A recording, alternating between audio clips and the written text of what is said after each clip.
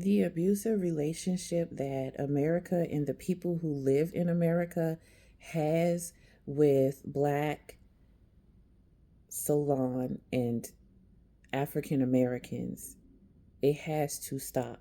We have reached the point in this abusive relationship where, you know, we as a people, our ancestors were abused. We were abused. We still are abused. We've been under occupation for over 400 years in this really, really abusive relationship. If you look at any relationship that deals with domestic violence, you will see that everything that a person in a domestic violence, the victim of domestic violence deals with, us Black people in this country have dealt with that. And so we have decided to leave the relationship as best we can. And so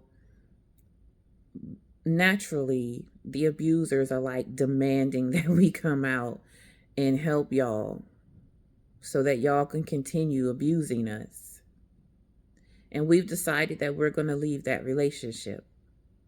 And so we all know what happens when the victim of an abusive relationship decides to leave the relationship. The aggressor of the relationship, the abuser becomes more violent. And so that's what we see now. People are like, oh, can y'all come out and help us? Why y'all not helping us? Damn it, why y'all not helping us? To just being completely cursed out.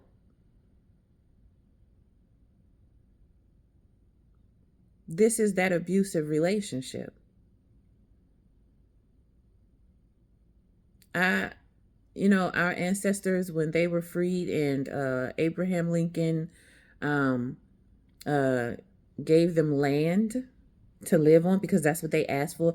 Can we please have some land to live on and to live, to make a life for ourselves away from everybody else? We asked to be left alone.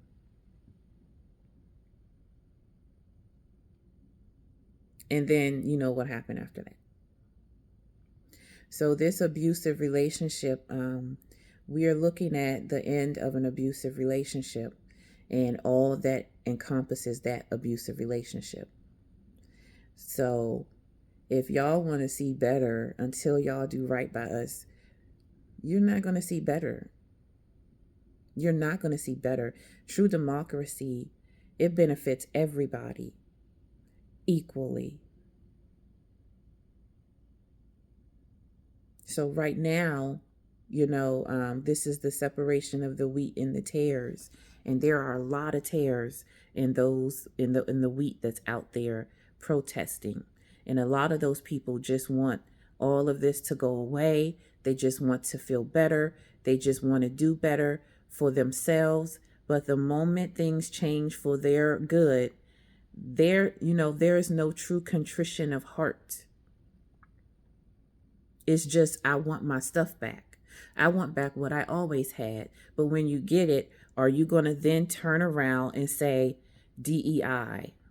Are you then going to turn around and say affirmative action? Are you then going to turn around and try to shut Black Americans out of every benefit that we have built this country to benefit everybody for? You're going to turn around and try and shut us out again. So it's not us that you need to be talking to. It's actually the Creator, because God knows the heart and God sees the mind, and God puts us all through tests. And this is your test. God is going to cleanse this country, starting with your hearts. And if your heart is not right, then march on. Because this is the separation of the wheat and tares. So you're standing out there and we've done all of this before. All of this has been done before. The thing that has never been done before is y'all actually treating us like we are human beings and allowing us to just thrive in the country that our ancestors built and the country that we maintain.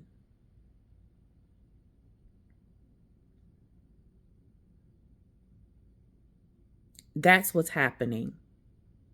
You change your heart, you change this country. You don't change your heart, I don't know what the hell is going to happen. So it's not us that y'all need to be calling to help. Y'all need to be calling on God for help. And in response, God's going to say, change your heart. Because why would a God that loves and created all and everybody allow you to continue to do that to us who are God's creation? We are all equally God's creation. And apparently, Black Americans are the only ones that kind of realize that. That's why every time we fight for equality, we fight for equality for all. But when y'all fight for equality, it's only for equality for you, and then you leave us out in the dark. And then tell us that we're the DEI. And then tell us that we're the affirmative action. Have y'all seen that DEI list of who benefits most? White American women, white male CEOs, Asians, Hispanics, disabled people, LGBTQ and plus. And there was one other group there. We were like 7th on the list of benefits for DEI. So all of y'all just basically cut off your own head trying to do something against us. When are y'all going to stop that ridiculous and foolish behavior? When are y'all going to start loving God enough? When are you going to start loving yourself enough? When are you going to start truly love thy neighbor as you love yourself? So, oh my God. We are going through this because you don't love your neighbor. And this shows, based on the word of God, that you really don't love yourself. Because if you did, you would recognize that we are all connected. So if you really want to see true change in this country, you have got to clear out your heart of whatever hatred that you have against Black, Salon, and African Americans. And if you can't do that, then you can't live in a peaceful, wonderful, beautiful, democratic-led country. You say you want democracy, then give democracy. Because we have given it all. And the only thing that y'all have given us is grief. Have a good and blessed day.